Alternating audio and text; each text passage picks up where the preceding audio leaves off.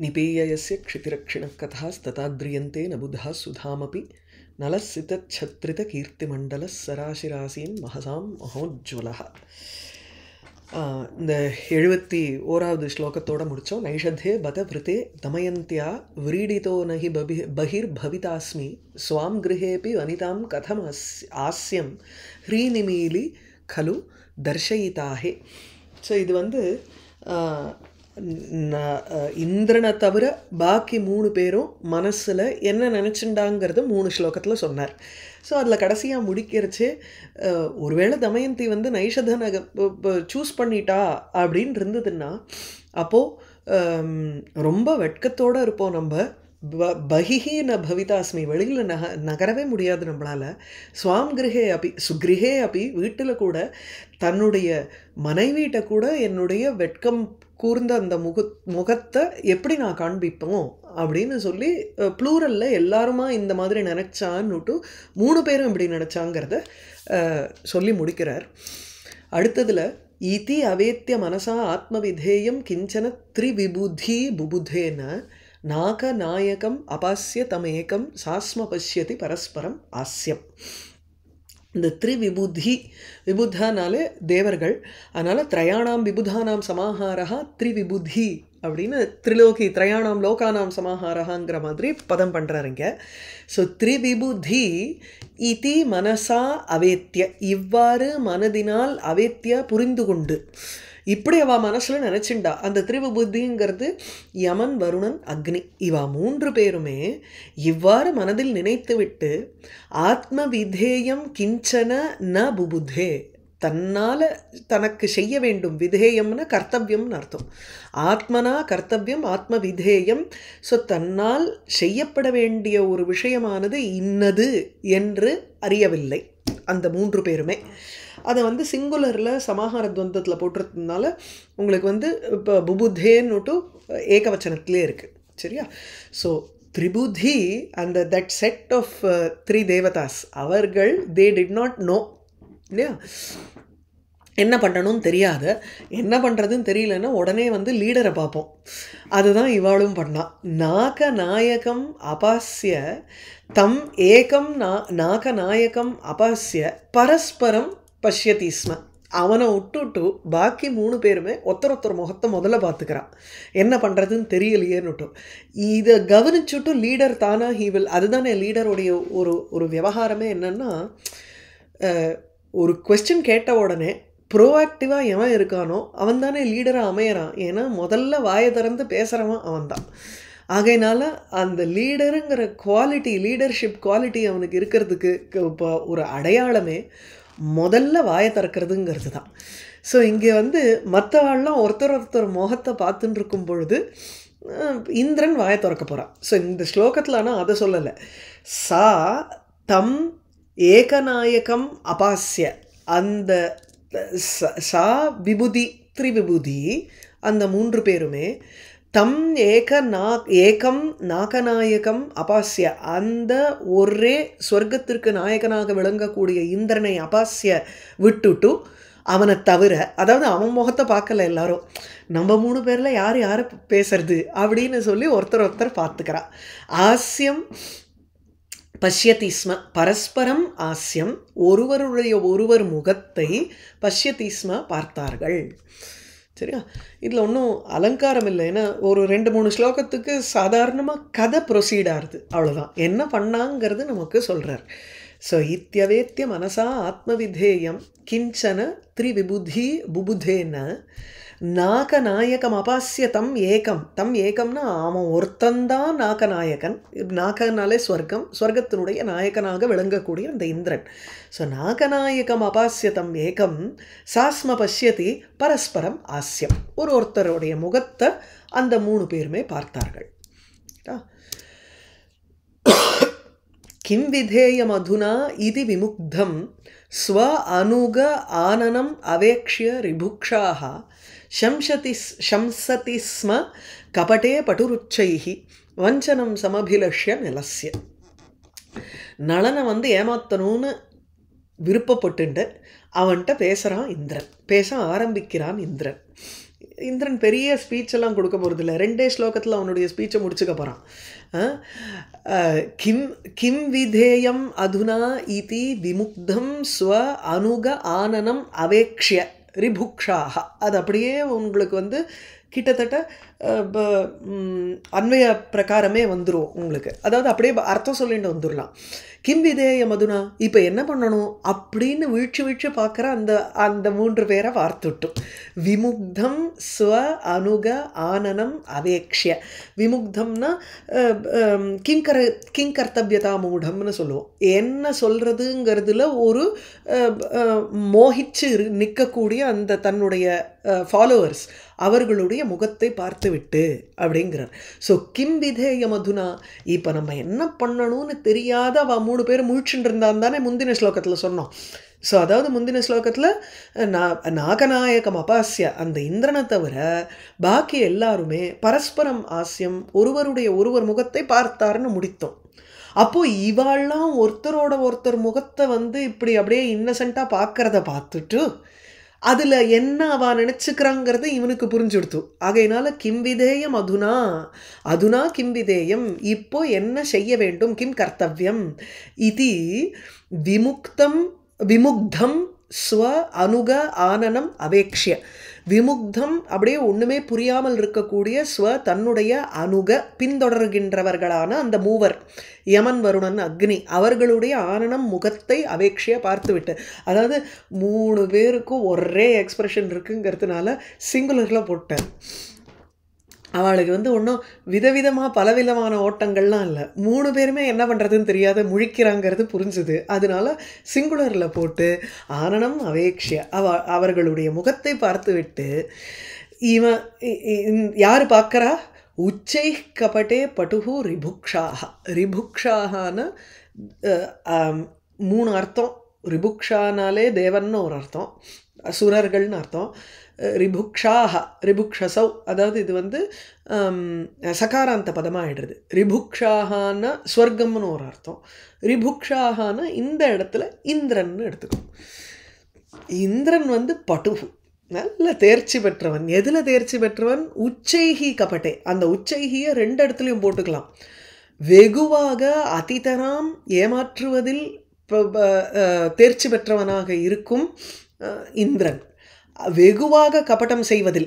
அப்போது உச்சைகி கபட்டே, அப்போது அதிதராம் கபட்டே பட்டுகு அல்லது கபட்டே அதிதராம் பட்டுகு உச்சை பட்டுகுன்னு அதோடு சேர்த்துக்கலாம். இந்த அவ்யயத்தினுடைய ஒரு சௌலபியம் அதுதான். எந்த இடத்துல வேணாலும் கிரியா விசேஷணமாக சேர்த்துக்கலாம், விசேஷணமாக சேர்த்துக்கலாம், பார்த்து எதுக்கு வேணாலும் விசேஷணமாக சேர்த்துக்கலாம் இல்லையா. ஸோ பயங்கரமாக வந்து வஞ்சிப்பதில் இது தேர்ச்சி பெற்றவனான இந்திரன் அல்லது வஞ்சிப்பதில் பெரும் மகான் பட்டுகு அப்படின்னுட்டு இதோட சேர்த்துன்றலாம். ஸோ அப்படி இருக்கக்கூடிய ரிபுக்ஷாக இந்திரன். அதுனா கிம் விதேயம் இது விமுக்தம் ஸ்வ அனுக ஆனனம் அவேக்ஷ்ய. இப்போ என்ன செய்யணும்னு முழிச்சுட்டு இருக்கக்கூடிய அந்த ஃபாலோவர்ஸோட முகத்தை பார்த்துட்டு நலசிய வஞ்சனம் சமபிலஷ்ய, நலனை ஏமாத்தணும்னு அவன் ஆசைப்பட்டுண்டு சமபிலஷ்ய அதை ஆசைப்பட்டு கொண்டு சம்சதிஸ்ம பேசினான். ஸோ அவன் நலன்ட்ட இப்போ பேச போகிறான். ரொம்ப பேசலை, 2 ஸ்லோகம்தான் அந்த இடத்துல, இல்லை 2 கூட இல்லை, அதாவது 4 ஸ்லோகம். 1 நீ நலந்தானே, அடுத்தது நீ இப்போ எங்கே போகிற அப்படிங்கிறத நீ சொல்லணுங்கிற அவசியம் இல்லை. ஏன்னா நீ வந்து பாதி நான் உன்னை மீட் பண்ணத்துலேயே பாதி வழியில் உன்னை மீட் பண்ணத்துலேயே எங்களுக்கும் புரியறது எங்களுக்கு நலன்னுட்டு இவெல்லாம் யாருங்கிறது இன்ட்ரடியூஸ் பண்ணுறா கூட வந்தவாளை. அடுத்த ஸ்லோகம் அவனுடைய குறிக்கோள், அதாவது அவனுடைய ஒரு வேண்டுகோளை வைக்கிறான். 4 ஸ்லோகம் இந்த இடத்துல. இந்திரன் வந்து அதை வந்து ஒரு ரொம்ப அழகாக இருக்குது இந்த 4 ஸ்லோகமுமே. எப்படின்னு பார்ப்போம். ஸோ சர்வதா குஷலபாக் அசி கச்சித் துவம் ச நைஷத இது பிரதிபா நஹ ஸ்வ ஆசன அர்த்த சுஹிருதா த்வயி ரேகாம் வீரசேன நிருபதேஹே இவ வித்மஹ. சர்வதா குஷலபாகசி கச்சித்துங்கிறச்சு ஒரு பிரஷ்னார்த்தகமான ஒரு அவ்யயம். அது இதில் ராமாயணத்தில் கச்சித் சர்க்ககான்னு ஒரு சர்க்கமே இருக்குது. நடக்கிறதா என்ன அப்படின்னு குஷல விசாரிக்கிற மாதிரி இருக்கக்கூடிய வார்த்தைகள். அதனால் இங்கே சர்வதா குஷலபாக் அசி கச்சித் கச்சித் கிம் சர்வதா எல்லா வகையிலுமே குஷலபாக் குஷலம்னா நன்மை, நன்மையை அடைந்தவனாக அசி இருக்கிறாயா கேள்வி. சௌக்கியமான கேட்குறோமோ இல்லையோ, ஃபஸ்ட்டு ஒருத்தரை பார்த்த உடனே வாயை திறந்தால் என்ன கேட்கணும், அதை வந்து கரெக்டாக கேட்குறான். இந்திரன் மனசில் 1000 ஓடலாம், ஆனால் அவன் வந்து ஒரு ஒரு இது தெரிஞ்சவன், பத்ததி தெரிஞ்சவன், அதை இங்கே காமிக்கிறார். அதனால் சர்வதா குஷலபாக் அசி கச்சித்து, நேரம் உடனே வா வா எனக்கு தேர விட்டு அப்படின்னு சொல்லலை பாருங்கோ. அதுதான் அங்கே அவன் வேற பட்டு வேற மற்றவனை வஞ்சிப்பதில் பட்டுவாக இருக்கிறதுனால, கபடத்தில் பட்டுவாக இருக்கிறதுனால, தேர்ச்சி பெற்றவனாக இருக்கிறதுனால அவனை வந்து ஏமாத்தணும்னு தீர்மானம் வேற பண்ணிட்டான் இந்திரன். ஆகையினால் கேட்குற கேள்வியே அப்படி தான் கேட்கணும். அப்போ அவன் புலகாங்கிதம் அடைஞ்சு உனக்கு என்ன வேணுமோ நான் பண்ணுறேன்னு கேட்பான். மன்மதன்ட்ட வாயே திறக்கலை இந்திரன், நினச்சான் அவ்வளவுதான். அதுலேயே மன்மதன் பூரிச்சு போய் உனக்கு என்னையா வேணும், எந்த தேவதை உன் காலடியில் இருக்கணும், எந்த ரிஷி வந்து தபஸ் பண்ணிட்டு இருக்கார் அவருடைய தபஸை கெடுக்கணும், குறியாம் ஹரஸ்யாபிபினாகவாடேகே தைரியச்சு திம்பம் வா, கடைசியில் அப்படியே நுணலும் தன் வாயால் கெடுமுங்கிற மாதிரி பண்ண வச்சுடுவான் இந்திரன். வேணா இப்போ ஆனானப்பட்ட மகேஸ்வரனையும் உங்கள் காலடியில் வைக்கிறேனே சொல்லு என்ன வேணும், அதை இப்போ சொன்னியோ இல்லையோ அதுதான் வேணும் அப்படின்னு பிடிப்பான் இந்திரன். அந்த காளிதாசனுடைய அந்த இதுவே சூப்பராக இருக்கும். 3வது சர்க்கத்தில் குமாரசம்பவத்தில் சர்வதா குஷலபாக் அசி கச்சித், எல்லா விதத்துலேயும் உனக்கு நன்மையோடு இருக்கியோ இல்லையோ. துவம் சஹா நிஷதா இது நஃப் பிரதிபா, நீதான் அந்த நலன்னு எங்களுக்கு எல்லாரையும் சேர்த்துன்றான் லீடர் இல்லையோ. அதனால் நஃப் பிரதிபா அப்படின்னா எங்கள் மனசில் நீதான் அந்த நலன்னு தோன்றது.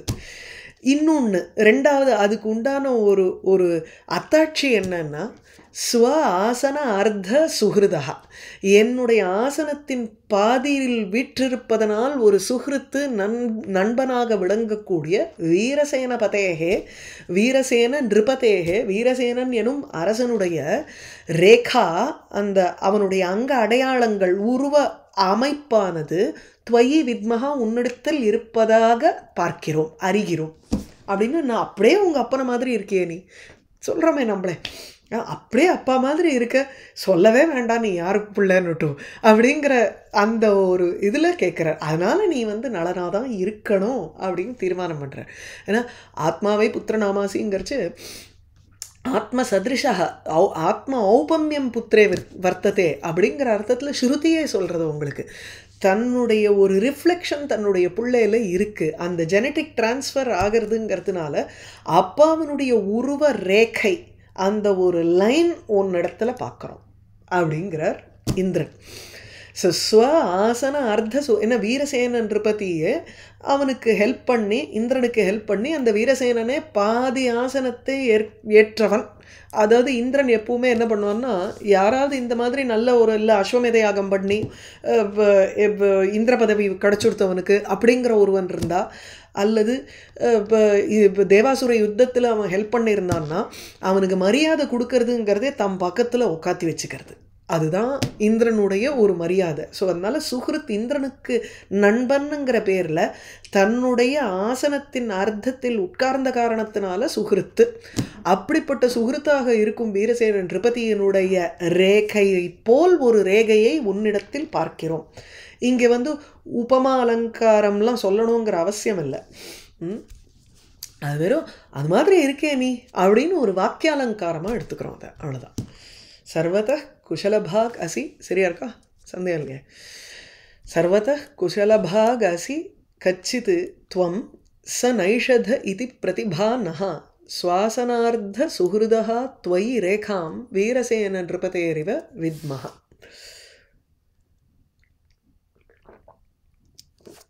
அடுத்தது क्व प्रयास्यसि नल इति अलम उक्त्वा यात्रया अत्र शुभया अजनि यन्नः तत्तयैव फलसत्वरया त्वं ந அத்வனஹ அர்த்தனஹ அர்த்தம் இதம் தப்பாக போட்டிருக்கேன், மாற்றினது சரியாக போடலை.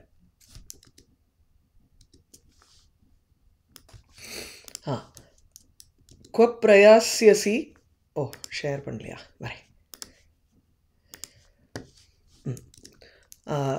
क्व प्रयास्यसि नल इति अलमुक्त्वा यात्रया अत्र शुभया अजनि यन्नः तत्तया एव फलसत्वरया त्वं न अध्वनः अर्धम् इदम् आगमितः किम्. அதாவது நீ எங்கே கிளம்பிட்டேங்கிறது சொல்லணுங்கிற அவசியம் இல்லை. ஹே நல क्व प्रयास्यसि इति उक्त्वा அலம், அலம்னா போகிறோம், இனஃப் அப்படிங்கிறோமோ இல்லையோ. ஸோ என்ன, ஹே நல நீ क्व प्रयास्यसि அப்படின்னு நாங்கள் கேட்கறது அவசியம் இல்லை, நாங்கள் கேட்குறது. அதாவது क्व प्रयास्यसि நீ எங்கு செல்கிறாய், செல்ல போகிறாய், அப்படின்னு எங்கே போகிற அப்படின்னு யூஸ்வலி நம்ம கேட்க மாட்டோமோ இல்லையோ, போகிறச்சே எங்கே போகிறேன்னு கேட்காதேன்போம். அதில் அந்த மாதிரி அதை கேட்கக்கூடாதுங்கிறதுக்காகவே எவ்வளவு ஒரு கிளவராக கேட்குறான் கேள்வின்னு பாருங்கோ. நீ எங்கே போக போகிறேங்கிறது நான் கேட்கணுங்கிற அவசியம் இல்லை. எது அதுக்கு ஒரு ரீசனிங் கொடுக்குறார். எது நஹ அத்திர யாத்திரையா சுபயா அஜனி, எங்களுடைய யாத்திரையினால் சுபமாக இருப்பது என்பது எது உண்டோ, இது பாவே பிரயோகத்தில் இருக்குது. அஸ்மாக்கம் யாத்ரா சுபா அபவது அப்படிங்கிறதுக்கு பதிலாக அஸ்மாக்கம் நஹா அத்திர இங்கு யாத்திரையா சுபயா அஜனி, எங்களுடைய யாத்திரையானது நன்மையில் முடிந்தது, நன்மையாக விளைந்தது அப்படிங்கிறது என்னது உண்டோ, எஸ்மாத் காரணாத்து எந்த காரணத்தினாலும் நம்மளுடைய நாங்கள் வந்த இந்த ஒரு டிஸ்டன்ஸ் எங்களுடைய யாத்திரைங்கிறது ரொம்ப நன்மையாக இருக்குங்கிறது எதனாலன்னா, ஆகையினால பல சத்வரையா தயாயேவ அந்த பலனை சீக்கிரம் கொடுக்கணும்னு ஆசைப்படுகின்ற அந்த யாத்திரையே ஒன்றை கொண்டு எங்களை பாதியில் மீட் பண்ண வச்சுடுத்து. அவன் சொல்கிறத புரிஞ்சுக்கணும். அதாவது சிம்பிளாக சொல்லணுன்னா, எங்களுடைய யாத்திரை ரொம்ப நன்மையானது. ஏன்னா இந்த யாத்திரையினுடைய பலன் என்ன, ஒன்றை பார்க்கறதுங்கிறது தான் பலன். ஒன்றை பாதி வழியிலேயே கொண்டு இந்த யாத்திரை எங்கள்கிட்ட காண்பிச்சுடுத்து. அப்போது எங்களுடைய யாத்திரை நன்மையானது தானே. அவர் ஜேர்னி ஹேஸ் பீன் பர்ஃபெக்ட். ஏன்னா ஜெர்னியினுடைய கோல் என்ன, பல சத்வரையா தயா யாத்திரையா. அந்த யாத்திராங்கிறது பல சத்வரம், பலே சத்வரா, பலத்தை கொடுப்பதில் சத்வரா, ஒரு சீக்கிரத்தன்மையுடன் இருக்கிறது. அதாவது ஒரு வேகத்தோடு இருக்குது அந்த யாத்திரை. யாத்திரை நம்ம போக வேண்டிய டெஸ்டினேஷன் காசி வச்சுக்கோங்க. பாதியிலேயே நம்ம காசி முன்னாடி நின்றுடுத்துனா, இது மகாபெரிவா கதை ஒன்று உண்டு. மகாபெரிவா யாரோ ஒருத்தர் ரொம்ப முடியாமல் திருப்பதி ஏற பார்க்குறாராம். அப்போ பெரியவா திரும்பி வந்துட்டுருக்காளாம் படிக்கட்டில். வரும்பொழுது அவர் என்ன எங்கே போயிட்டுருக்கேன்னு கேட்குறாரு அவர்கிட்ட. அவர் பெருமாளை பார்க்குறதுக்கு திருப்பதி அப்படின்னாராம். அவன் உடனே, இங்கேயே முடிச்சுக்கோ, நான் தான் திருப்பதி, நான் தான் வெங்கடாஜலபதி அப்படின்னார். அதுதான் அங்கே பாதி வழியிலேயே நிற்கிறது பலனுங்கிறது. அது அந்த ஐடியா இங்கே ஞாபகம் வச்சுக்கணும். क्व प्रयास्यसिனால இது அலமுக்துவா, நீ எங்கே போகிறேங்கிறது நான் கேட்கணுங்கிற அவசியம் இல்லை, அது போகிறோம். எது நக அத்திர யாத்திரையா சுபயா அஜனி, எந்த காரணத்தினால எங்களுடைய இந்த யாத்திரையானது ரொம்ப சுபமாக இருந்ததோ, தஸ்மாத் அகையினால நாங்கள் கிளம்பினதே நல்ல வேளையில் தான் கிளம்பியிருக்கணும். ஏன்னா இந்த யாத்திரையினுடைய பலனை சீக்கிரம் கொடுக்கணும்னு அந்த யாத்திரை தீர்மானம் பண்ணுறது. ஸோ பல சத்வரையா தயா ஏவ துவம் இதம், நீ இப்பொழுது அத்வனஹ அர்த்தம் ஆகமிதஹா நகிம், ஆகமிதஹ அதாவது வரவழிக்கப்பட்டுட்டாய் நீ, துவம் ஆகமிதஹ எங்க அத்வனஹ அர்த்தம், இந்த வழி பாதியிலேயே நீ வரவழிக்கப்பட்டுட்டேங்கிறது இல்லையா, அதுவே எங்களுக்கு பலன் அமைஞ்ச மாதிரி இல்லை. ஆகையினால எங்களுடைய ஒரு யாத்திரை ரொம்ப சுபமான யாத்திரையோ இல்லையோ அப்படிங்கிறான் இந்திரன். சரியா? இல்லை ஒன்றும் பெரிய உங்களுக்கு அலங்காரம் கிடையாது. அகெயின் அனலங்கிருதி புனః குவாப்பின்னுட்டு காவிய பிரகாசத்தில் சொல்லுவார். உத்தம காவியத்தினுடைய லட்சணம் சொல்லும் பொழுது தது அதோஷோ சப்தார்த்தோ சகுணோ அனலங்கிருதி புனഃக்வாபி. குணத்தோடு இருக்கணும், ரசம் இருக்கணும், அது இருக்கணும், இல்லை ஆனால் அலங்காரம் இருக்கணுங்கிற அவசியமே கிடையாது, ஆனால் பியூட்டிஃபுல்லாக இருக்கலாம், அது உத்தம காவியமாக இருக்கலாம் அப்படின்னுட்டு அவர் டெஃபினிஷன்லேயே போட்டுருவார் அதை. அந்த மாதிரி இங்கே வந்து இதெல்லாம் ஒன்றும் பெரிய அலங்காரம் கிடையாது, வேணா காவியலிங்கம் சொல்லிக்கலாம், அவசியம் இல்லை. க்வப்ரயாஸ்யசி நல இத்யலமுக்த்வா யாத்ரயாத்ர சுபயா ஜனியன் நஹ தத்தையைவ பலசத்வரயா துவம் ந அத்வனுவார்த்தம் இதம் ஆகமிதः கிம். வரவழிக்கலையா என்ன? வரவழிச்சிருக்கா. அப்புறம் இது வந்து அடுத்தது வந்து பரிகர அலங்காரம். எப்படின்னா, தவர் கூட இருக்கிறவா 3 பேர் இங்கே அழிச்சுன்னு வந்திருக்கேன், அதை தவிர நான் யாருன்னு இன்ட்ரடியூஸ் பண்ணி விடுறான். இன்ட்ரடியூஸ் பண்ணுறச்சே இந்த தேவர்களுக்கெல்லாம், அதுவும் வருணன், யமன், அக்னி, இந்திரன், இவர்களுக்கெல்லாம் வந்து எத்தனையோ பெயர்கள் உண்டு, எத்தனையோ விதமான பெயர்கள், எத்தனையோ விதமான ஒரு செயல்களும் உண்டு. எதை எடுத்து சொல்கிறாங்கிறது பாயிண்ட் அங்கே, அதுதான் வாக்பட்டுத்துவம்ங்கிறது. பாருங்கோ, ஏஷ நைஷதா ஹே நைஷத ஏஷ நைஷத ச தண்டபிருதேஷ ஜால ஜால ஜட்டில ச ஹுதாஷா யாதசாம் ச பதிரேஷ ச சேஷம் சாசிதாரம் அவகச்ச சுராணாம். ஹே நைஷத ஏஷசா தண்டபிருத், தண்டத்தை கையில் வச்சுட்டு இருக்கக்கூடியவன் இவன். இது யமன் காலன்னு சொல்கிறான், எத்தனையோ சொல்லலாம் அங்கே. நீ இது எல்லாமே எதுக்குன்னா, எங்களை பற்றி நீ வந்து எங்களுடைய உண்மையான ஸ்வரூபத்தை நீ புரிஞ்சுக்கணும், நாங்கள் வேண்டுகோள் வச்சோம்னா அதை மறுக்க முடியாது நீ, அப்படிங்கிறத எடுத்து காமிக்கிறதுக்காக அட்ஜெக்டிவ்ஸ் போடுறான் இந்திரன். அதுதான் ஆரம்பிக்கிறச்சேயே உச்சைக்கப்பட்டையப்பட்டுனர். ஏஷா ச தண்டபிருத், ஈவன் அந்த தண்டத்தை வைத்து கொண்டிருப்பவன். இல்லை, இன்னொரு விதமாகவும் எடுத்துக்கலாம், அப்பேர் இப்போ உலகத்துக்கே தண்டத்தை விதிக்கக்கூடியவன் இன்னைக்கு உன் காலடியில் வந்து உங்ககிட்ட ஒரு வேண்டுகோளை வைக்கிறான்னா யோசிச்சு பாரு அப்படின்னுட்டு அவனை புலகாங்கிதம் அடையிறதுக்காகவும் இருக்குது. அதில் உள்ள அர்த்தம் என்ன, நீ ஏற்றுக்கலைன்னா இவன் தண்டத்தை கொடுத்துருவான் அப்படிங்கிறதுக்காகவும் சொல்கிறது. 2 வகையாகவும் அதை எடுத்துக்கலாம் இல்லையா. ஸோ ஏஷா ச தண்டபிருத், இது யமன், தண்டத்தை வச்சுன்னு இருக்கக்கூடிய யமன். இன்னொருத்தனை காமிக்கிறா, ஏஷா ஜுவால ஜால ஜட்டிலஹா ஹுதாஷா. ஜுவாலைகளினுடைய ஜாலம், கூட்டம், அவைகளினால் அப்படியே ஜட்டில, வெரி காம்ப்ளெக்ஸ் நேச்சர், ரொம்ப வெரி டிஃபிகல்ட் டு ட்ராவர்ஸ்னு அர்த்தம். ஜட்டிலஹான்னா அப்படியே ஒரு காட அந்தகாரத்தோடு இருக்கக்கூடிய ஒரு காடு சொல்கிறோம். அந்த காடு எப்படி வந்து ரொம்ப காம்ப்ளெக்ஸாக இருக்குது, it is very difficult to cross அப்படிங்கிறோம் இல்லையா. அந்த மாதிரி இங்கே அக்னி எப்படி இருக்குன்னா, ஜுவாலைகளினுடைய கூட்டத்தினால அப்படியே தாண்ட முடியாமல் இருக்கக்கூடியது, பயங்கரமாக இருக்கக்கூடிய ஹுதா ஆஷா, ஹுதம் அஷ்னாதி இது ஹுதாஷா. அவனிடத்துல எதை போட்டாலும் அப்படியே அவன் விழுங்கிப்படுவான், அப்பேற்பட்ட அக்னி. சப்தஜிஹ்வா என்னெல்லாமோ பதங்கள் இருக்குது. நீங்கள் அமரத்தை எடுத்து பார்த்தேன்னா நிறைய பதங்கள் போட்டிருப்பார். ஆனால் நமக்கு சொல்ல வேண்டிய விஷயத்தை வந்து சொல்கிறதுக்கு உண்டான ஒரு அந்த அந்த பரிகர அலங்காரத்துக்காக இல்லை. ஆமாம். ஸோ ஜுவால ஜால ஜட்டிலஹா ஹுதாஷா ஏஷா. ஸோ ஏஷா ஜுவால ஜால ஜட்டிலஹா சஹா ஹுதாஷா. அந்த பேர் போனவன் இருக்கானோ இல்லையோ, எதெல்லாம் நம்ம ஹோமம் செய்தாலும் அதை சாப்பிடக்கூடிய ஒரு வல்லமை கொண்டவன் இருக்கானே அவன், அந்த பிரசித்தமானவன் அவன் தான் இங்கே அப்படியே ஜுவாலைகளோடு இருக்கக்கூடியவன் அப்படின்னு இன்ட்ரடியூஸ் பண்ணுறார் அக்னியை. அடுத்தது யாதசாம் சஹா பதிஹி ஏஷா. இதோ இங்கே முன்னாடி நிற்கிறாரோ இல்லையோ, இவரை பார்த்தா சும்மா ஏதோ வருணன், அப்படியே ஜலபதி, அப்படியே ஜலங்களினுடைய அரசனா அப்படிலாம் நினைக்காத. யாதசாம் பதிஹி, யாதகா அப்படின்னாலே இது நபுன்சகலிங்கத்தில் இருக்கக்கூடிய பதம். அது பெரிய பெரிய திமிங்கிலம், ஷார்க்கு, வேல், நீங்கள் என்னென்னலாம் வந்து ஜல ஜந்துக்கள் இருக்குமோ அவைகளுக்கு பதியாக இருக்கக்கூடியவனுங்கிறார். ஜலபதின்னு சொல்லலை, அந்த ஜலத்தில் வசிக்கக்கூடிய அந்த விழுங்கும் பெரிய பெரிய முதலை, அதெல்லாம் யாதகான்னு பேர். பெரிய ஜலஜந்துக்கு தான் யாதகா. சாதாரண சிறு மீனுக்கு சொல்கிறது கிடையாது யாதஸ்ங்கிறது. யாதஸ்னாலே அப்படியே பயங்கரமாக விழுங்க ஒரு வல்லமை கொண்ட பெரிய ஜலஜந்துக்களுக்கெல்லாம் பதியாக விளங்கக்கூடியவன் இவன். அடுத்தது தன்னை பற்றி சொல்லணுமோ இல்லையோ, சேஷம். பாக்கி இருக்கிறது யாரு?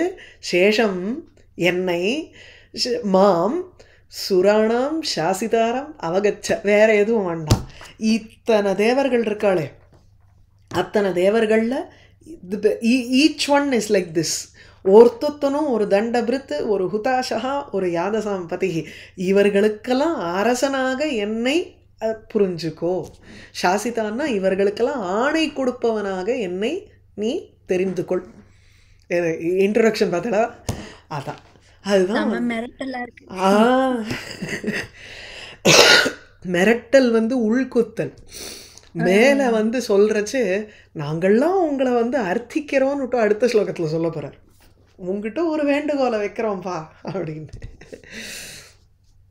ஏஷ நைஷத ச தண்டபிருத் ஏஷ ஜ்வால ஜால ஜட்டில சஹுதாஷா யாதசாம் சபதிரேஷ சேஷம் சாசிதாரம் அவகச்ச சுராணாம். அடுத்தது அர்த்தினோ வயமமி சமுபேமஸ்துவாம் கில இதி ஃபலிதார்த்தம் அவேஹி அத்வனஹ க்ஷணம் அபாஸ்ய ச கேதம் குர்மஹே பவதி காரிய நிவேதம்.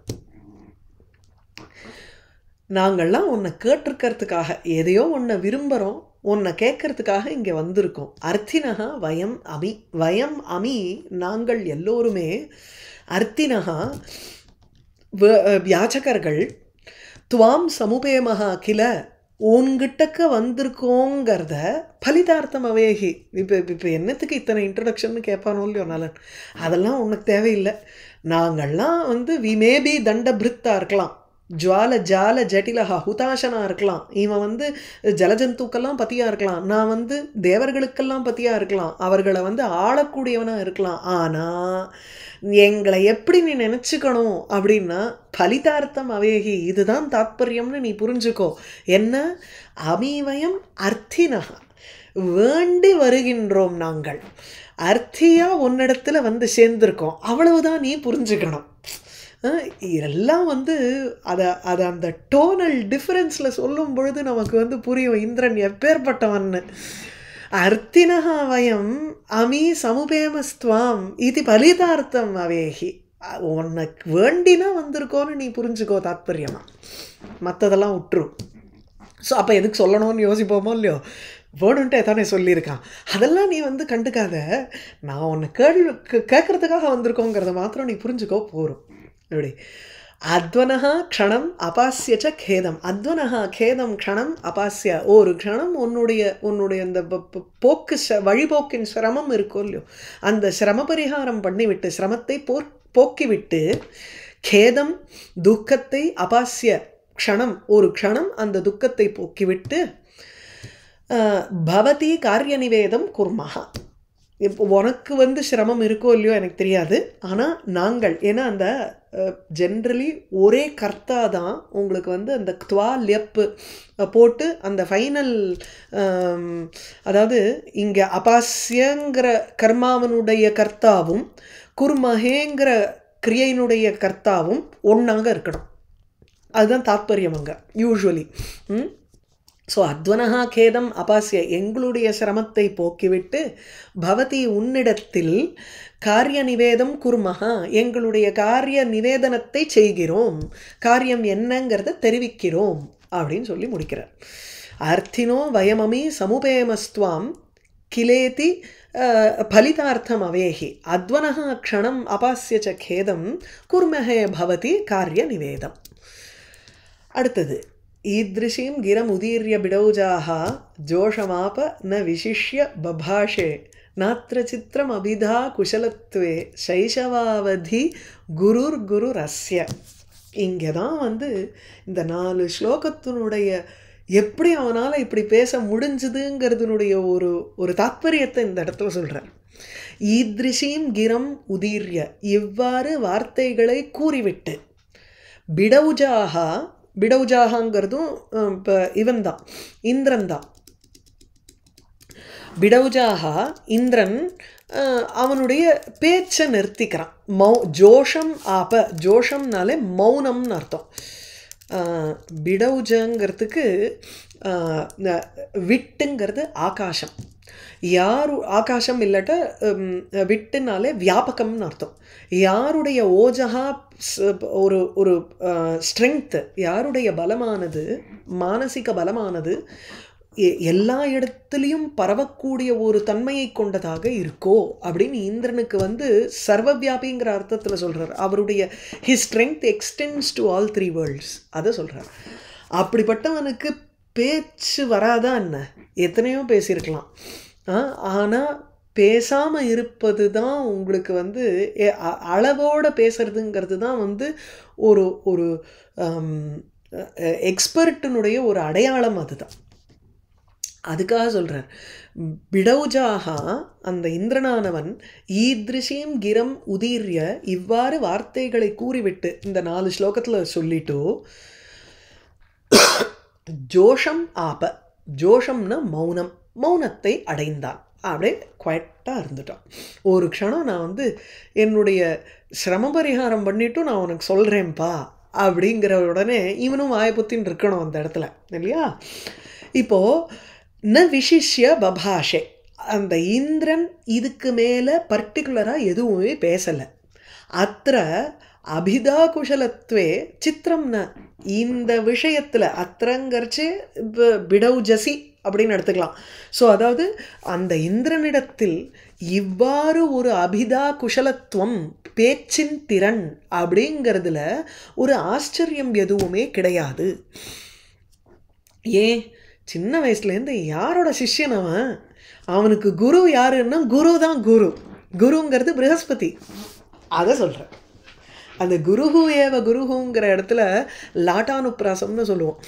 அபிதா குஷலத்வே, அவனுடைய வாக் சாதுரியம்ங்கிறது இருக்கே, அபிதாங்கிறது வாச்சக சப்தா, அந்த வாச்சக வாச்சிய அபிதாங்கிறது ஒரு வியாபாரம்னு சொல்கிறோம். அதாவது ஒரு சாதாரண வேர்டிலிருந்து நமக்கு வரக்கூடிய அர்த்தம் என்னன்னா அது ஒரு வியாபாரத்தினால வருது. இந்த வார்த்தையை சொன்னால் இந்த அர்த்தம் புரியணும் அப்படின்னு நம்ம ஒரு வார்த்தையை உபயோகப்படுத்தினோம்னா அந்த process with which you arrive to the meaning இருக்கே, அதுக்கு அபிதான பேர். அப்போது அது எனி ஃபார்ம் ஆஃப் கம்யூனிகேஷனுங்கிறதுக்கு அபிதான்னு எடுத்துக்கணும். So he is an expert in கம்யூனிகேஷனுங்கிறதுல தெர் இஸ் நோ சர்ப்ரைஸ். அதில் ஒன்றும் பெரிய ஒரு ஆச்சரியம் கிடையாது. ஏன்னா சைஷவ அவதி அப்படின்னா சைஷவத்திலேருந்து, சைஷவம் முடிஞ்ச சமயத்திலேருந்து ஆரம்பித்து, சைஷவாத் ஆரம்பிய இத்தியர்த்தா, அந்த ஒரு குழந்தை பருவம் முடிந்து அவனுடைய பேச்சு திறன் ஆரம்பிக்கும் பொழுது யார் அவனுக்கு குரு? குருஹு அஸ்ய குருஹு, ப்ரஹஸ்பதி தான், குரு பகவான் தான் அவனுக்கு குருவாக இருந்தான். ஆகையினால அவன் பேசுறதுக்கு சொல்லணுமா என்ன? அவசியமே இல்லை. கன்வே பண்ண வேண்டிய விஷயத்தை கன்வே பண்ணியாச்சு. லாட்டானுப்ராசகன்னா அந்த இடத்துல அது அனுப்ராசகன்னா எழுத்து இருக்கிறது ரிப்பீட் பண்றது இல்லையா? ஆமா, எழுத்து இருக்கிறது தான் போது லாவே இல்லை, மீனிங்கும் அதே தான், எழுத்தும் அதே தான். ஸோ குருஹு குருஹு ரெண்டு வேர்டுமே மீனிங்கும் அதே, அர்த்தமும் அதே, வார்த்தையும் அதே, ரிப்பீட். அப்படி வேற விதமாகவும் எழுதலாமே. குரு ஆச்சாரியா அந்த மாதிரிலாம் மீட்டரில் எழுத்தி பண்ணியிருக்கலாம். அது இல்லாத குருஹு ஏவ குருஹுங்கிற மாதிரி சொன்னதுனால இட் இஸ் லாட் ஆஃப் ப்ராஸ். ஈத்ரிஷீம் கிரமுதீர்ய பிடௌஜாஹ ஜோஷமாபன விசிஷ்ய பபாஷே நாத்திர சித்திரம் அபிதா குஷலத்வே சைஷவாவதி குருர் குருரஸ்ய. அடுத்தது அர்த்தி நாம ஹிருஷிதாகிலலோமா ஸ்வம் நிருபஹ ஸ்புட கதம்ப கதம்பம் அர்ச்சனார்த்தமிவ தச்சரணானாம் சப்ரணாமகரணாத் உபநின்யே.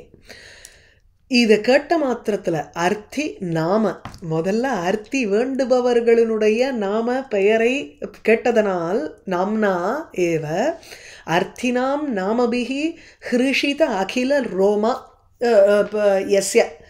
ஸோ யாருடைய அகிலானி லோம்னி, ஏன்னா அது ரோமாங்கிறது நபும்சகலிங்கத்தில் இருக்குது, அந்த அரசனுக்கு பகுபுரிகியாக போகிறதுனால லோமா அப்படின்னு சந்திரமசௌ சந்திரமசா மாதிரி பண்ணுறோம்.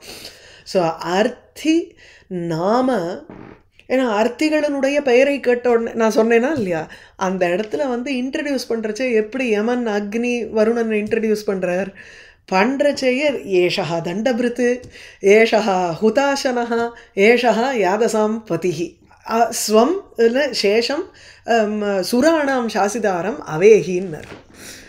இப்படி இன்ட்ரடியூஸ் பண்ணுறச்சேயே 2 அர்த்தம் அதில் நம்ம புரிஞ்சுக்கணும்னு சொன்னேன். ஒன்று பயமுறுத்தல், ஆனால் நளன் வந்து is a very straightforward person, taking things at face value.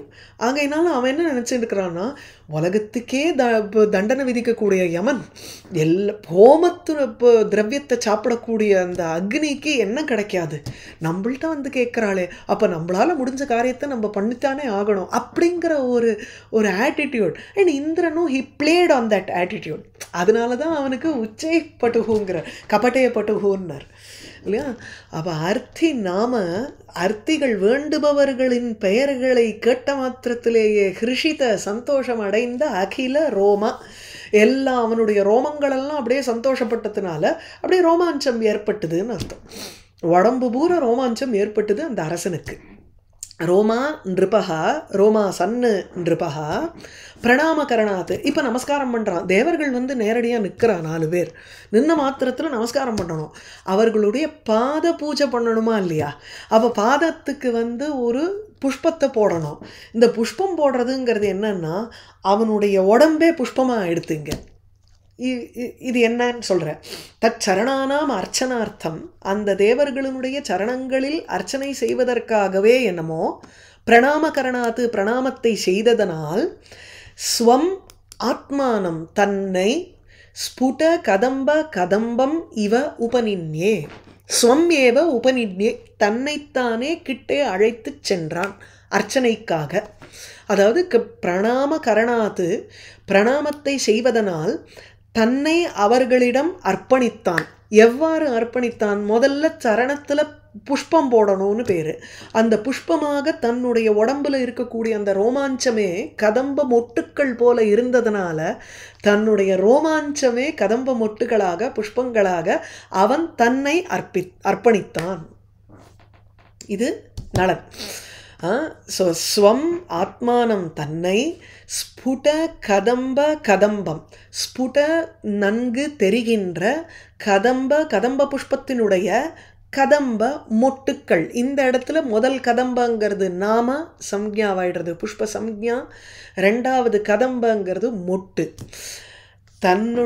தன்னையே தான் வந்து கதம்ப மொட்டுக்களை ஸ்புடமாக தெரிவிக்கின்ற தன்னை அப்படி எடுத்துப்போம்.